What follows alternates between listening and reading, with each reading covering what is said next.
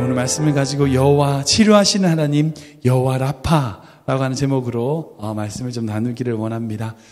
제가 지난주부터 이제 말씀을 계속 이제 하나님의 이름 강의로 나누고 있는데요. 죄송합니다.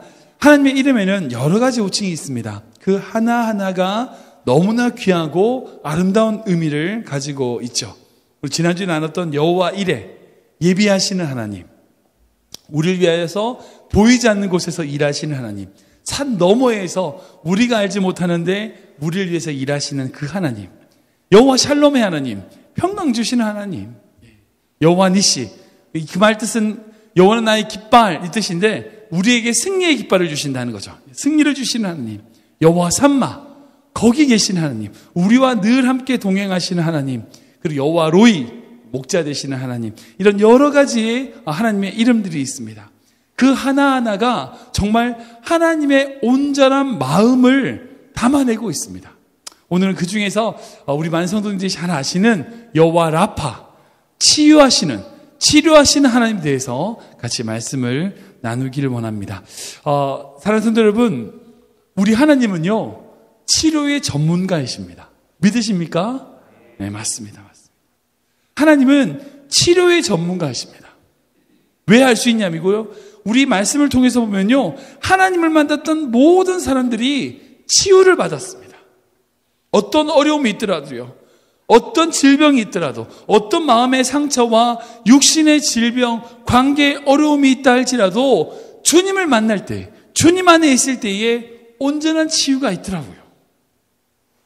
그래서 오늘 이 말씀을 통해서 우리 삶에 부어주신 하나님의 온전한 치유를 오늘 이 저녁 함께 나누기를 원합니다. 먼저 오늘 말씀의 배경을 좀 살펴보기를 원하는데요. 오늘 본문의 배경은 어떤 장면이냐면 이스라엘 백성이 하나님의 놀라운 역사를 통하여 애굽에서 탈출을 하죠. 탈출을 했을 때에 애굽 군대가 이스라엘을 추격해 옵니다. 홍해 앞에 맞닥뜨렸어요. 하나님이 놀라운 새로운 길을 여셨습니다. 홍해길을 여셔서 이스라엘 백성이 다 건너오고 애국 군대는 어떻게 됐어요? 그 홍해 바다에 수장되는 놀라운 일을 경험하게 되죠. 그 놀라운 일을 경험하고 나서 이스라엘 백성이 광야로 들어갑니다. 그게 수르 광야였어요. 그 수르 광야를 건너고 난 이후에 처음 만났던 하나님의 놀라운 역사가 바로 오늘 본문의 배경입니다. 생각해 보세요. 이스라엘 백성이 그렇게 홍해에서 놀라운 하나님의 역사를 경험했을 때에, 그렇게 경험하고 났을 때에 이제 새로운 시작을 출발한다. 이제 홍해에서부터 출발한다. 이렇게 생각했는데 어떤 기대감을 가지고 있었을까요? 야, 이제 하나님이 날마다 우리에게 좋은 것만 주시겠다. 놀라운 역사와 기적을 경험했지. 내가 그랬으니까 하나님이 날마다 좋은 것만 주시겠다. 근데 웬걸? 3일 길을 걸었던 이스라엘 백성이 당장 뭐 해요? 원망해요. 뭐가 없어서? 물이 없어서. 고작 3일 전에 그런 하나님의 놀라운 역사를 경험하고 난 다음에 물이 없어서 힘들어하고 목말라 하는 상황에 빠지게 된 거죠. 솔직히 우리가 그렇게 생각하기 쉽잖아요. 어떻게 3일 전에 그렇게 놀라운 경험을 하고 이 광야에서 3일 물 없다고 이렇게 불평하냐? 한번 가보시면 알아요. 반나절만 광야에 있어 보더라도 물 없이 반나절만 광야에 있으면 불평할 만해요. 정말 힘들거든요.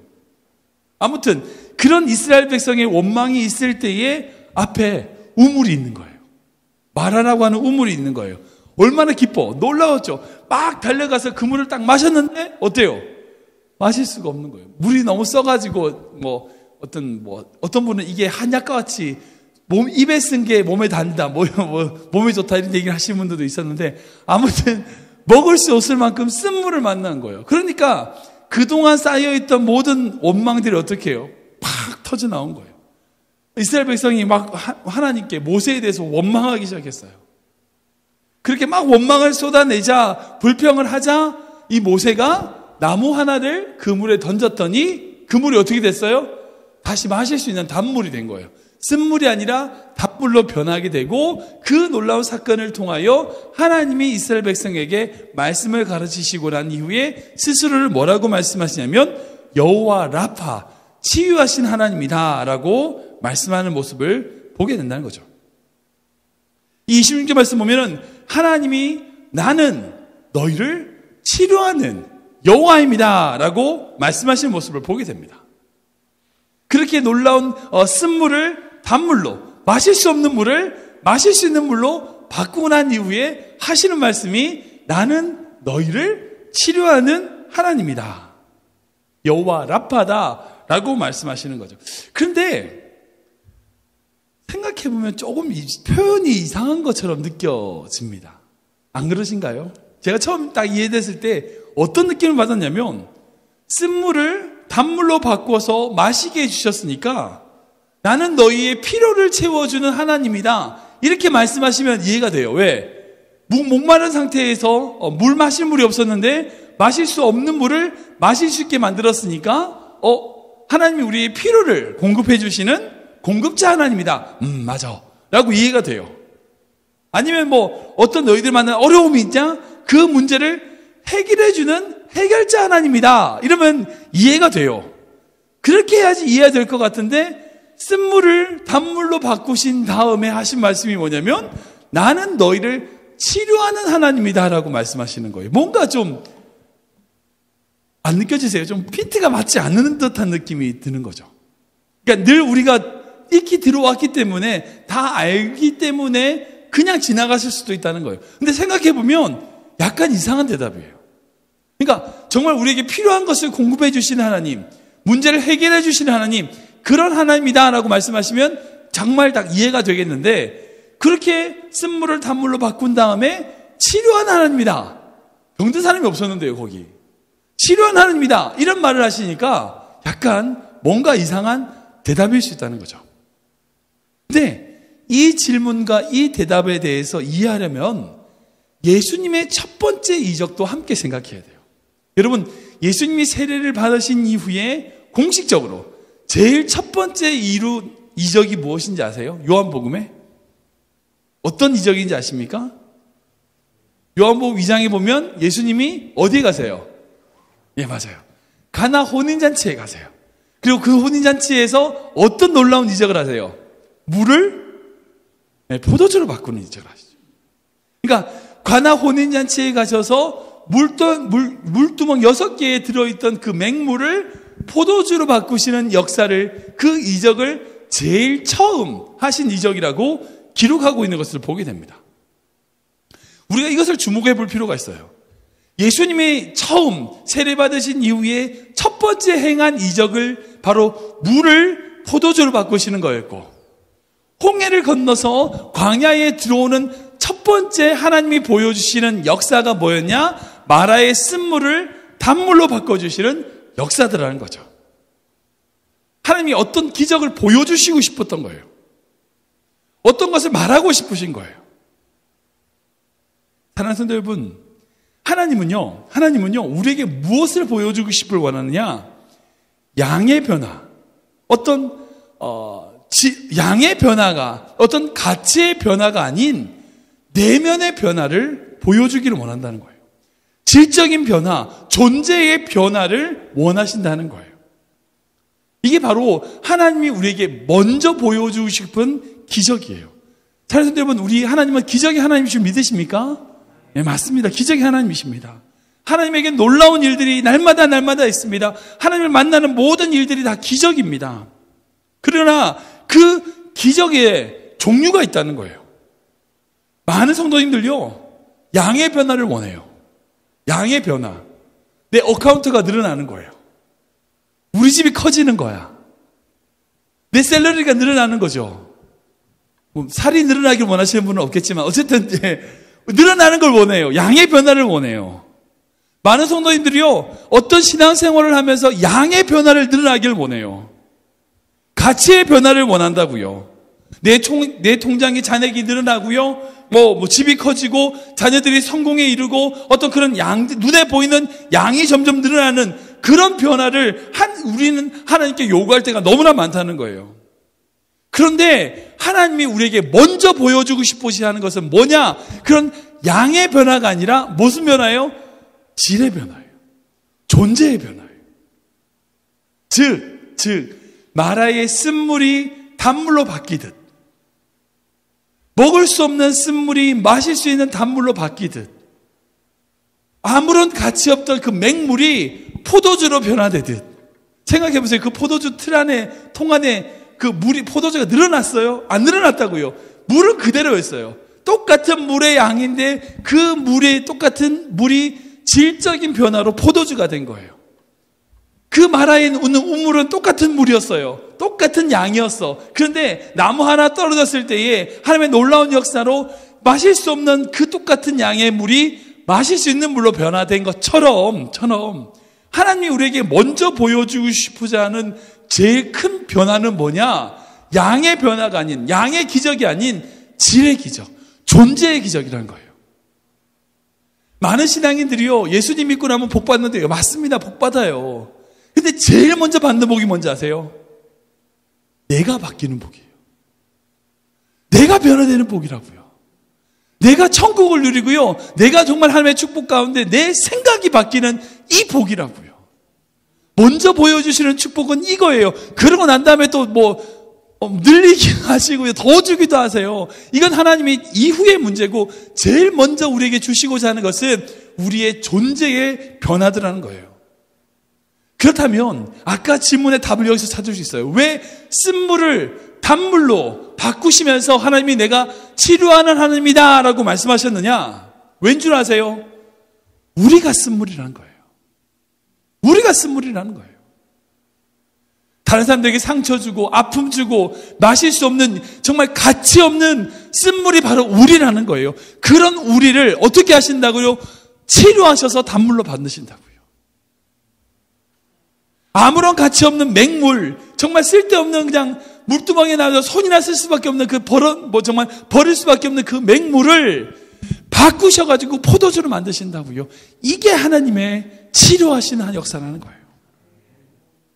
사랑하는 여러분, 여기서 진정한 치료의 의미를 발견할 수 있습니다. 치료는요, 우리의 몸이 낫는 게 아니에요.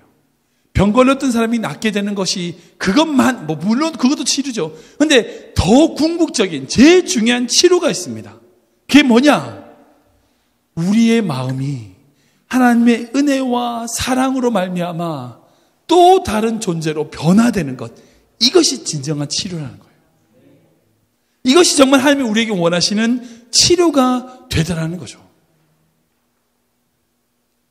하나님은 그런 의미에서 정말 치료의 전문가이십니다. 아까 말씀드렸듯이 성경에 나오는 수많은 사람들을 보세요. 어떤 문제가 있든, 어떤 어려움이 있든, 아니 어떤 육체의 질병이 있든 상관없었어요. 왜? 하나님을 만났던 모든 자들이 새로운 피조물이 됐다고요. 새로운 존재가 됐다고요. 예수 그리스도의 십자가로 말미암아 새로운 인생을 살게 되더라는 거예요. 이게 하나님이 우리에게 보여주시고자 하는 진정한 치료가 되는 거예요. 성경은 그런 치료의 이야기들로 가득 차 있어요. 자기만 알고 자기만 욕심을 채웠던, 지난주에 나눴죠. 우리 야곱 생각해 보세요. 형, 아버지, 그 속이는 게 서슴지 않았던 그 야곱이 하나님의 치료의 과정을 통하여 결국 어떻게 돼요? 이스라엘이 되잖아요. 12지파를 이끌어가는 아버지가 됐잖아요. 자기 욕심을 채우고요, 남의 등을 쳐먹던 삭개오가 어떻게 됐어요? 예수를 만나고 난 다음에 자기의 재산을 나눠주는 참 이스라엘 사람이 되더라는 거죠. 자기 꿈, 정말 형들의 꿈, 그런 꿈만 가지고 자랑하고 떠벌리고 형들의 잘못을 고자질하던 얍삭했던 그 요셉이 하나님을 만나고 난 다음에 어떻게 됐어요? 총리 대신이 되는 거예요. 제가 주일날에 그 말씀 나눌 거거든요. 그의 인생 자체를 하나님이 치료해 나가시더라고요. 변화시켜 나가시더라고요. 우리 삶 속에 정말 이 하나님의 놀라운 치유가 있기를 기도합니다. 제가 이 말씀을 준비하면서 정말 이렇게 기도했어요.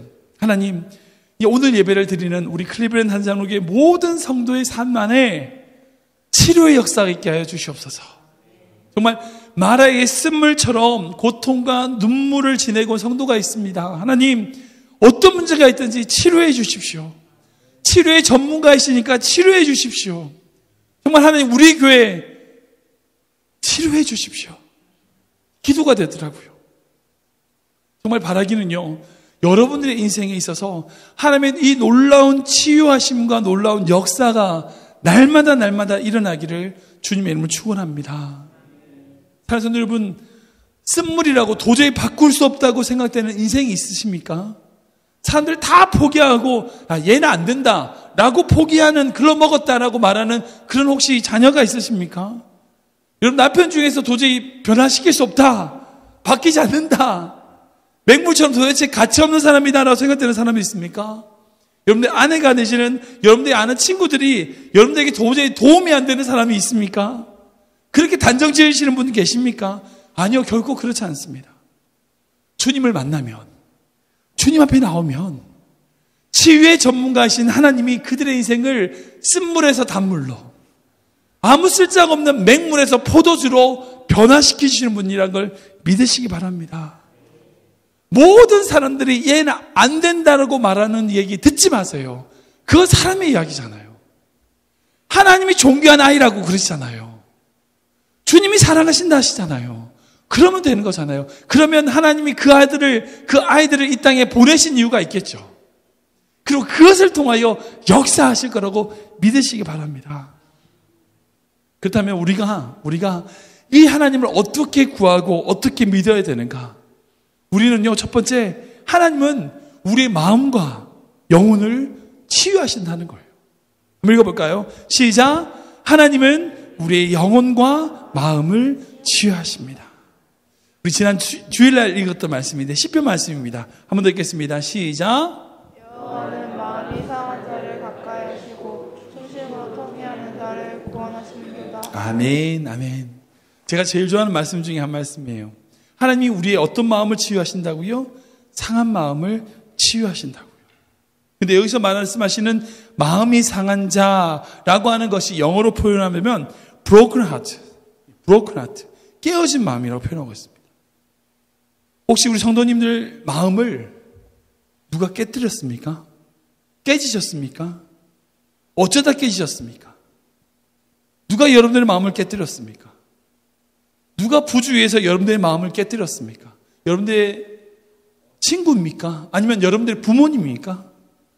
아니면 여러분들이 사랑하는 남편이나 아내입니까? 도대체 누구입니까? 아니면 여러분들이 믿었던 친구입니까? 아니면 여러분들이 마음을 줬던 영적 지도자, 목회자입니까? 목회자 때문에 마음이 깨지셨습니까? 어떤 이유인지 모르지만 이민 광야 속에 제가 사역하다 보니까요, 마음이 깨지신 분들이 너무나 많습니다. 정말 너무나 많은 것 같아요. 그리고 그렇게 깨진 마음으로 서로를 찔러요. 서로에게 상처를 주는 거죠. 그게 또 이민 광야인 것 같습니다. 그런데 여러분들 꼭 기억하셔야 될 것은 하나님이 우리의 치료하시는 여호와 라파의 하나님이신 줄 믿으셔야 된다는 겁니다. 우리의 깨진 마음을 치료해 주실 분은 우리 하나님이시다는 거예요. 마라의 쓴물을 단물로 바꾸셨듯이요, 우리의 상처의 쓴뿌리를 아름다운 열매로 바꾸어 나가실 거란 거예요. 근데 어떻게 가능한가 생각해 보면 결국 하나님께서는 그렇게 마음이 상한 자에게 가까이 하신다는 거죠. 지난주에 말씀드렸듯이 왜 하나님께서, 아까 말씀 띄워주셨어요? 왜 하나님께서 마음이 상한 자에게만 가까이 하신다고 생각이 든 자, 제가 여쭤봤죠. 왜 하나님이 중심에 통해하는 자만 구원하신다고 말씀하시는가? 제가 지난주 말씀을 드렸듯이 하나님은 모든 사람에게 가까이 하세요. 그죠? 모든 사람을 구원하신다고요. 그런데 왜 마음이 상한 자에게 가까이 하시고 통해하는 자를 구원하신다? 왜 말씀드렸냐고 했었죠? 우리의 마음이 상해 있을 때에 하나님이 가까이 계신 걸 느낄 수 있다는 거예요. 우리 안에 눈물이 있을 때에 하나님의 구원하심을 느낄 수 있다는 거예요. 그럼 여기에 답이 나와요. 우리가 마음이 상해 있을 때에, 우리의 마음이 깨져 있다면 딴 데 갈 생각하지 마십시오. 딴 데 갈 생각하지 마세요. 야복강에 홀로 남았던 야곱 같은 그런 마음이시라면요, 그때 하나님하고 씨름하셔야 되는 거예요. 하나님께 나아가야 돼요. 딴 데 가서 치유받을 생각하지 말고 하나님의 손을 붙들어야 돼요. 하나님이 가까이 계신 하나님을 붙잡으셔야 돼요. 우리의 눈만 돌리면 하나님은 같이 계세요. 우리의 손을 붙잡고 계신다고요. 우리를 보다듬으시고요, 안아주시는 분이라는 거예요. 여러분들 지금 느끼실지 못 느끼실지 모르겠지만 지금 이 자리에 주님이 여러분들 바로 옆자리에 앉아 계시는 거예요. 한 분 한 분에게 가까이 계셔서요, 여러분의 등을 쓰다듬고 계세요. 지금 마음이 상하신 분이 있다면 여러분들을 지금 쓰다듬고 계시는 그 하나님의 손길을 느끼시기 바랍니다. 여러분들의 마음이 상해있다면 여러분들의 마음을 붙잡고 계시고 그 마음을 치유하기 위해 하시는 그 하나님의 마음을 바라보시기 바랍니다. 그 마음, 하나님이 우리를 치유하시고자 하는 그 마음을 붙잡고 주님께 나아가면요, 치유돼요. 두 번째는요, 하나님은 우리의 생각과 꿈을 치유하신다는 거예요. 한번 읽어볼까요? 시작. 하나님은 우리 생각과 꿈을 치유하십니다. 한번 듣겠습니다. 시작. 하나님은 우리 생각과 꿈을 치유하십니다. 사도행전 3장을 보면 하나님의 정말 놀라운 치유의 사건을 기록하고 있는 것을 보게 됩니다. 같이 읽어보겠습니다. 시작. 내게 있는 것을 읽어주시니 나사렛 예수 그리스도 이름으로 일어나 걸으라고 오른손을 잡아 일으키니 발과 발목이 곧 힘을 얻고 뛰어서 걸으며 그들과 함께 성전으로 뛰어들어서 걷기도 하고 뛰기도 하며 하나님을 찬송하니. 아멘. 예. 여기서 주목해 볼 필요 있는 것은 이 안진뱅이가 베드로에게 요구한 것은 사실상 본질적인 것이 아니었다는 거예요. 다 아시는 이야기죠. 성전 미문에서 걸음뱅이, 구걸을 하던 이 안진뱅이가 베드로와 요한이 지나갈 때에 동전 하나밖에 구하지 않았어요. 자기 하나 지금 배부를 만큼 지금 배고픈 허기를 달랠 동전 하나를 구하고 있었는데 베드로와 요한이 그 어린 안진뱅이에게 동전 하나, 밥 한 끼 주는 동전 주는 것이 아니라 뭘 줬어요? 나사렛 예수 그리스도의 이름을 줬어요. 본질적인 축복을 줬어요. 그 나사렛 예수 그리스도의 이름을 받았을 때에 어떻게 됐어요? 그의 발에 힘을 얻어서 뛰며 하나님을 찬양하고 영광 돌리는 모습을 보게 됩니다. 먼저 우리가 생각해 봐야 될 게 있어요. 뭐냐? 여러분들이 기도를 한번 분석해 보십시오. 가능하다면 우리 성도님들, 여러분들 전화기에 녹음되잖아요. 여러분들 기도하실 때에 녹음을 한번 눌러놓고, 여러분들 혹시 혼자서 기도하실 때에 여러분들 녹음을 눌러놓고 그 녹음한 기도를 한번 녹음을 해보세요. 한 30분이나 1시간이든 한번 여러분들 기도를 녹음해 보십시오. 그리고 여러분들이 무엇을 기도했는지 한번 들어보세요. 여러분들 기도를 한번. 많은 성도들이 지금 안진뱅이가 베드로와 요한에게 요구했던 이 동전 하나를 구하는 기도를 하고 있어요. 정말 자기 인생의 본질적인 것을 구하는 게 아니라 그저 자기 한 끼, 지금 당장 자기가 직면한 그 문제, 그것만을 구하고 있는 모습을 보고 있다는 거죠. 하나님은요, 당장 우리에게 필요한 일용할 양식을 주시는 분이에요. 물론 공급하시고 공급하시는 분이에요. 그런데 궁극적으로 하나님은요, 우리에게 단순하게 한 끼를 주시는 분이 아니라 우리의 생각과 우리의 꿈을 바꾸어 나오시는 분이에요. 여러분, 단순한 여러분들 정말 한 끼를 구하는, 동전을 구하는 기도를 하지 마세요. 정말 여러분들의 인생을 주님께 맡기는 기도를 하세요. 그러면요, 동전 생겨요. 그리고 동전 생기지 않더라도 괜찮아요. 왜? 내 생각이 바뀌고 나에게 꿈이 있으니까. 사랑하는 여러분, 이 안진뱅이가 치유받고 난 다음에 어떤 일을 했어요? 그렇게 뛰어서서 돈 벌러 갔습니까? 그렇게 뛰어서 가지고 여자 만나러 갔습니까? 아니죠. 뭐 했어요? 그렇게 뛰어서 가지고 성전에 들어가 하나님을 찬양을 모는 모습을 우리가 보게 됩니다. 여기 정말 중요한 핵심이 여기 있어요. 저는 우리 교회 모든 성도님들이 육체적으로, 정말 육신적으로 강건한 인생 되기를 축원합니다. 정말 강건해지셔야 돼요. 그리고 그렇게 강건해지셔가지고 건강하게 사셔야 돼요. 왜? 하나님 찬양하기 위해서. 하나님 찬양하기 위해서. 골프 치려고 강건해지는 게 아니라고요. 등산하려고 강건해지는 게 아니라고요. 그러니까 우리가 육체적인 건강을 구할 때, 우리 육체적인 치료를 구할 때에 제일 중요한 것은 그 치료로 말미암아 내가 뭐 하겠냐는 거예요. 그렇게 치유받아가지고 내 욕심 채우고, 그렇게 치유받아가지고 세상 것 구하고, 그렇게 치유받아가지고 세상의 것을 누리기 위한 거라면요, 안 하는 게 나을 수 있어요. 치료받지 않는 게 나을 수 있다고요. 그러니까 우리가 우리의 치료를 구하기 전에 먼저 뭘 구해야 되냐? 우리의 생각을 바꿔주십시오. 우리에게 꿈을 주십시오로 기도해야 돼요. 왜 공부하세요? 똑같은 질문이에요. 하나님을 찬양하기 위함이 아닌 모든 공부는요, 의미 없어요. 왜 돈을 버세요? 왜 사업을 운영하십니까? 왜 자녀를 키우세요? 하나님을 찬양하기 위해서라는 우리의 인생의 목표가 없다면 아무런 가치가 없게 되다는 거죠. 그런 의미에서, 잘 들으세요. 그런 의미에서 때로는 우리에게 병을 주시는 게 치유예요. 병을 떠나가게 하시는 게 치유라고 생각하는데 그것도 치유예요. 맞아요. 근데 때로는 우리의 생각과 꿈을 바꾸기 위하여 우리에게 병을 주시는 것 또한 하나님의 치유의 방법이더라고요. 하나님의 영광을 돌리기 위하여, 하나님의 기쁨을 구하기 위하여 건강을 구해야 되고요. 하나님의 영광과 기쁨과 찬송이 되기 위하여 공부에 대한 지혜를 구해야 되고요. 하나님의 영광과 찬송과 예배를 위하여 내가 지금 운영하는 사업을 축복해달라고 기도하셔야 돼요. 우리의 생각과 꿈을 주님께 올려드리는 인생이 되어야 된다는 거죠. 마지막으로 하나님은요, 우리의 관계를 치유하시는 분이라는 거예요. 읽어볼까요? 시작. 하나님은 우리 관계를 치유하십니다. 아멘. 한 번 더 읽겠습니다. 시작. 하나님은 우리 관계를 치유하십니다.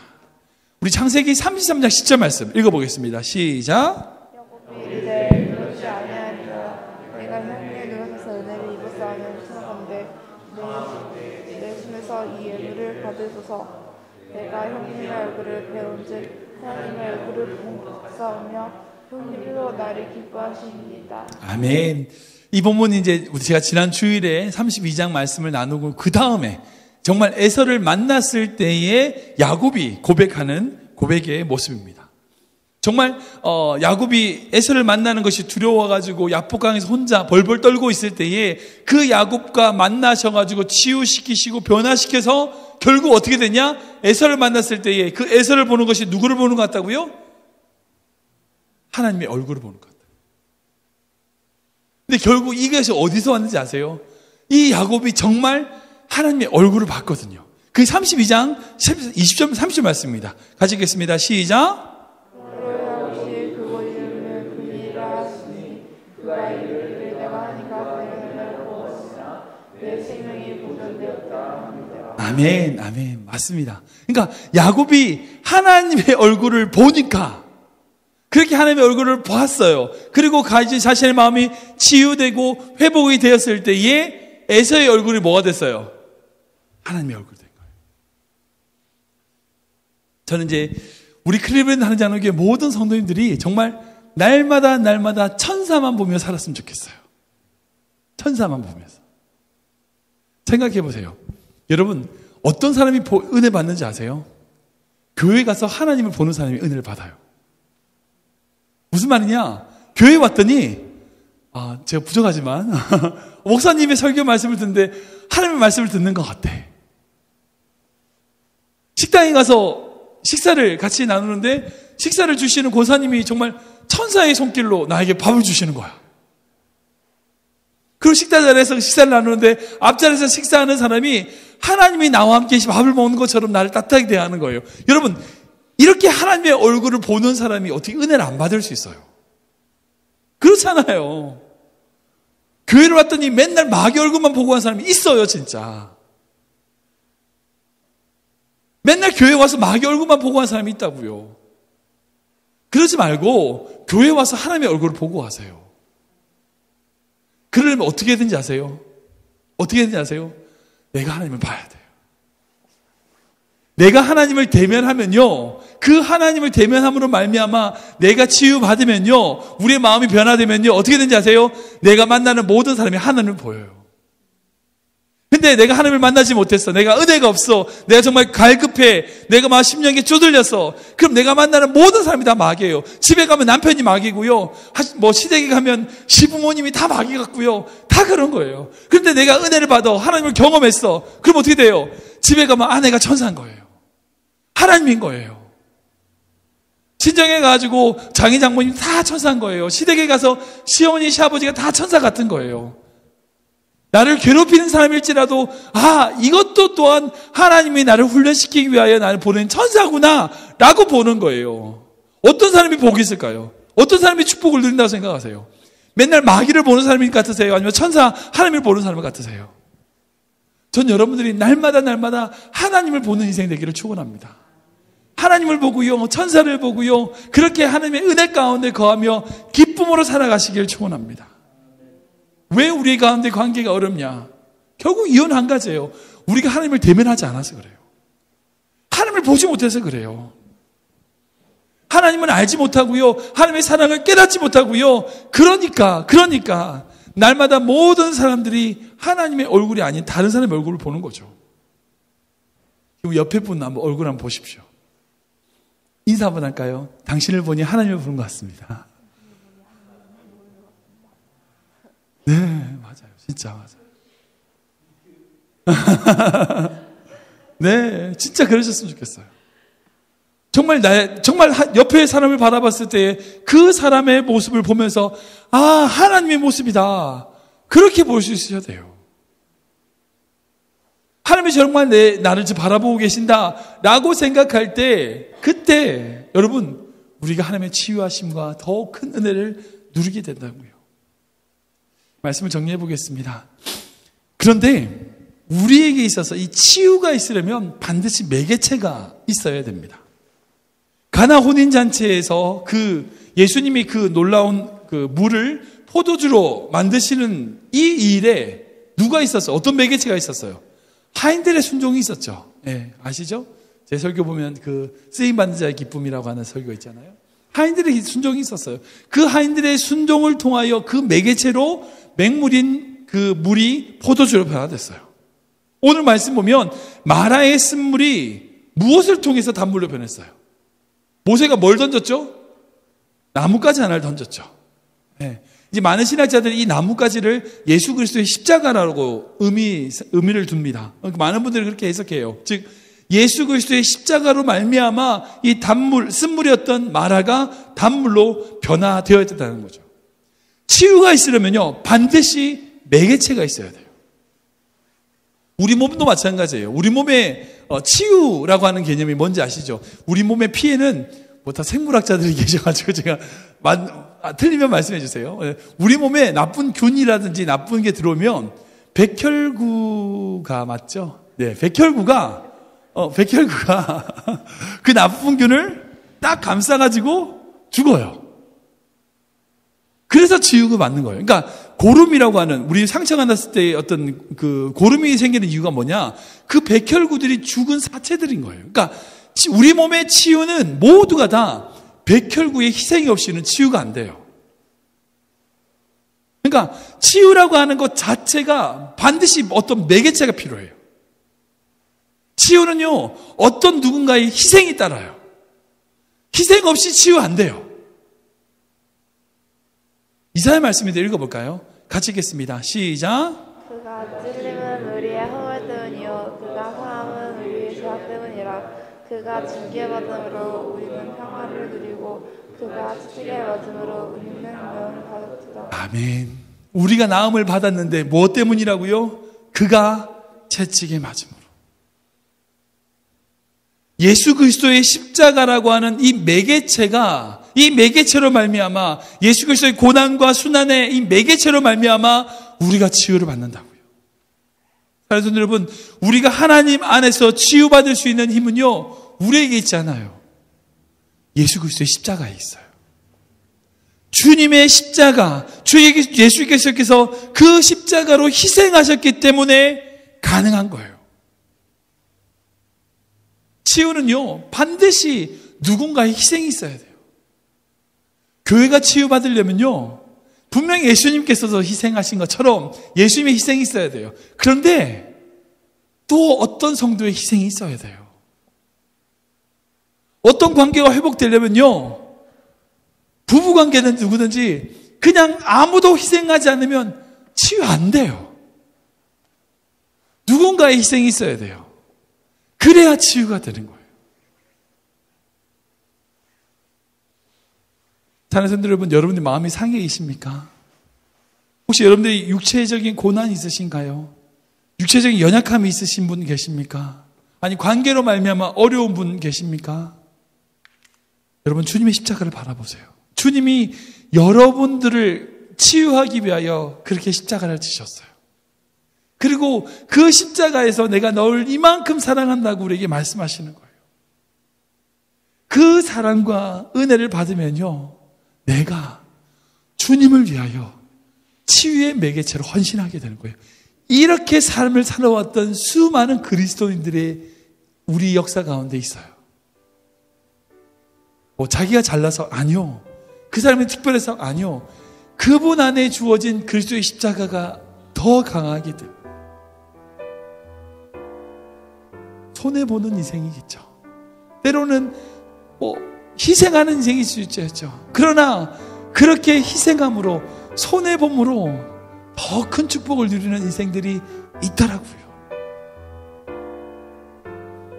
우리 인생 가운데 정말 여러분, 우리 주님은 우리를 변화시키시고 치유하시는 분입니다. 여호와 라파 하나님이세요. 우리가 정말 안 된다라고 손가락질하고 좌절한다 할지라도요, 아니요, 하나님은 절대 우리를 포기하지 않으세요. 끝까지 우리를 놓지 않으세요. 우리 어떻게 해야 될까요? 우리를 결코 포기하지 않으신 하나님, 우리를 결코 놓지 않으신 하나님, 그 하나님을 붙잡으셔야 돼요. 그 하나님 바라보셔야 돼요. 그 주님 바라볼 때에 어떤 환경과 어떤 상황일지라도요, 그 주님 바라보면요, 거기 답이 있어요. 찬양 들어볼까요?